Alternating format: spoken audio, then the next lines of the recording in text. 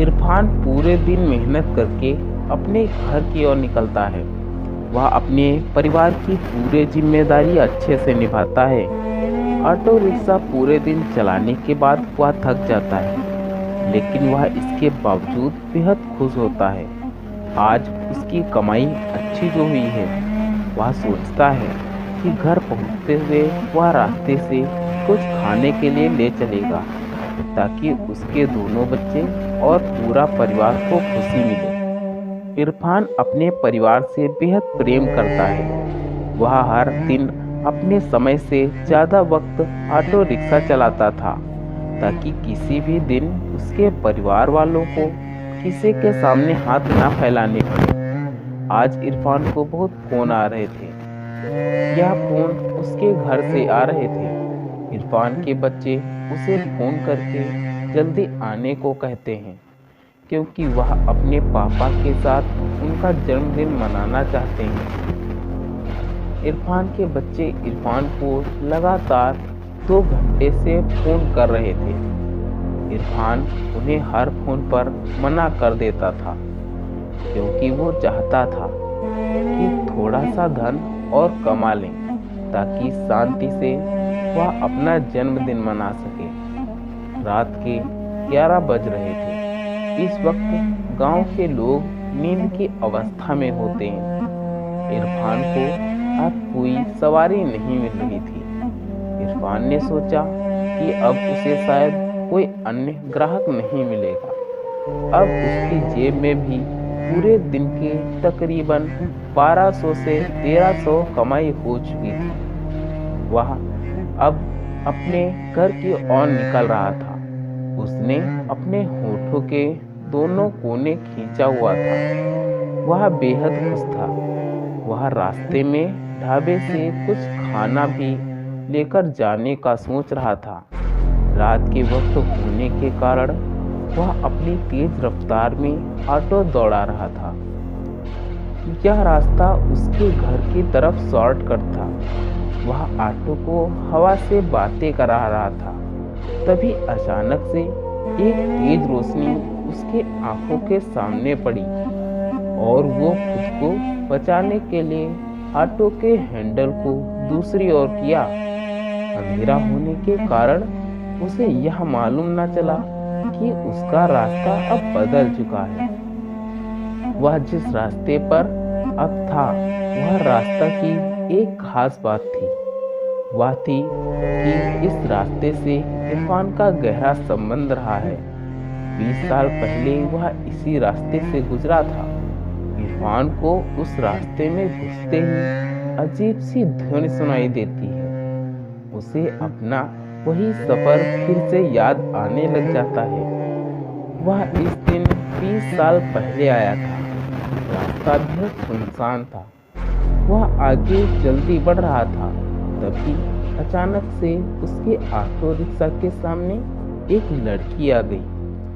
लड़की की शक्ल देखकर इरफान बेहद घबरा गया।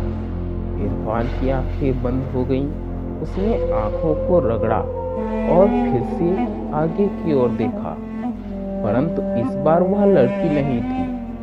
उसी सर्द हवा में भी पसीने से भीग जाता लड़की का हाथ। वह लड़की उसे बोलती है, भैया आगे की तरफ चलेंगे। इरफान डरते हुए जवाब में ना कह देता है। वह कहता है कि मुझे अपने घर की ओर जाना है। वह लड़की फिर कहती है, मैं आपको आपके घर तक पहुंचा दूंगी। इरफान डरते हुए उसे बैठा लेता है।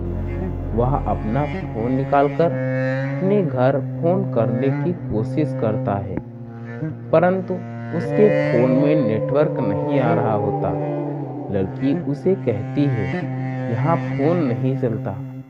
इरफान इस वक्त हद से ज़्यादा घबरा जाता है जब उसे मालूम पड़ता है कि जो लड़की उसकी ऑटो में बैठी होती है, उसकी तस्वीर उसके आगे बने शीशे पर नहीं दिख रही होती। इरफान उस लड़की को देखने के लिए पीछे मुड़कर देखता है, तो उसका ऑटो से ध्यान भटक जाता है और उसका ऑटो एक विशाल वृक्ष से टकरा जाता है। इसमें इरफान की मौत हो जाती है। इरफान के घर का माहौल अब बेहद चिंतित रहता है। पूरी रात इरफान की कोई खबर नहीं मिली होती है, फोन भी नहीं लग रहा होता। इरफान के बच्चे और इरफान की पत्नी बेहद चिंतित रहती है। तभी उनका एक पड़ोसी उनके पास आता है और इरफान की पत्नी को अखबार दिखाते हुए कहता है, क्या कल इरफान संगढ़ इलाके में आ रहा था? इरफान की पत्नी कहती है कि उसे नहीं मालूम, लेकिन यह इरफान नहीं हो सकते। वो गाड़ी कभी लापरवाही से नहीं चलाते। वह इतने भरोसे से इसलिए कह रही थी क्योंकि अखबार में मरने वाले की फोटो नहीं थी। इरफान के घर के सामने अचानक से पुलिस की गाड़ी पहुंचती है। सभी घबरा जाते हैं। पुलिस के हाथों में एक तस्वीर होती है। यह तस्वीर इरफान की लाश की होती है। पुलिस इरफान की पत्नी से जब पूछता है तो उसकी पत्नी कहती है, जी साहब, ये मेरे पति हैं। इरफान की पत्नी को मृत शरीर देखकर खुद को रोक नहीं पाती। उसके आंसू बहने लगते हैं। बच्चे भी बेहद ज्यादा रो रहे होते हैं। पुलिस, देखिए, हम आपका दर्द समझते हैं। हम आपकी यहाँ सहायता करने ही आए हैं। हम आपसे कुछ सवाल पूछना चाहते हैं, जिससे इस केस में थोड़ी मदद मिलेगी। इरफान की पत्नी मदद करने के लिए हामी भर देती है। पुलिस, इरफान ऑटो रिक्शा कब चला रहा था? इरफान की पत्नी, जी आज रात 20 साल हो गए। आज ही अपने जन्मदिन के दिन इन्होंने ऑटो चलाना शुरू किया था। पुलिस, अच्छा, यह ऑटो उसका खुद का है? इरफान की पत्नी, जी शायद कुछ महीने बाद इन्होंने ऑटो को अपने नाम पर करवा लिया था। इससे पहले यह ऑटो उनके चचा जान का था। वे ऑटो यूनियन के पूर्व प्रधान रह चुके हैं। पुलिस इरफान की पत्नी से पूछताछ करने के बाद मोहम्मद के पास पहुंचती है। मोहम्मद पूर्व ऑटो यूनियन का प्रधान रहा और इरफान का चाचा। पहले तो वो पुलिस के हर सवाल का जवाब देने से मना करता रहा, लेकिन जब पुलिस वाले उसे सच बताने के लिए मारने लगे तो उसने बताया, इरफान के अम्मी बचपन में ही गुजर गई थी। इरफान के अब्बू यानी मेरे भाईजान शराबी थे। उन्हें शराब के अलावा खाने का कोई होश नहीं था। इरफान के लिए उसके माता पिता सब कुछ थे। एक दिन ज़्यादा शराब के कारण भाईजान की मौत हो गई। इरफान अकेला हो गया। गरीबी के कारण ज़्यादा पढ़ा लिखा नहीं था।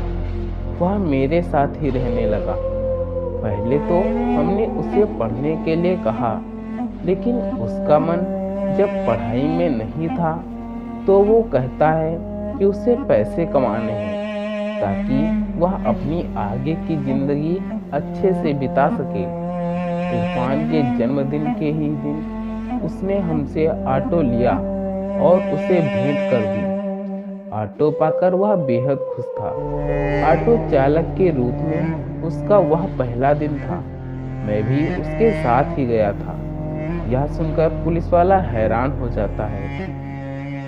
पुलिस बीच में रोकता है और पूछता है, तुमने तो कहा था कि इरफान उस वक्त अकेला था। झूठ कहा था मैंने।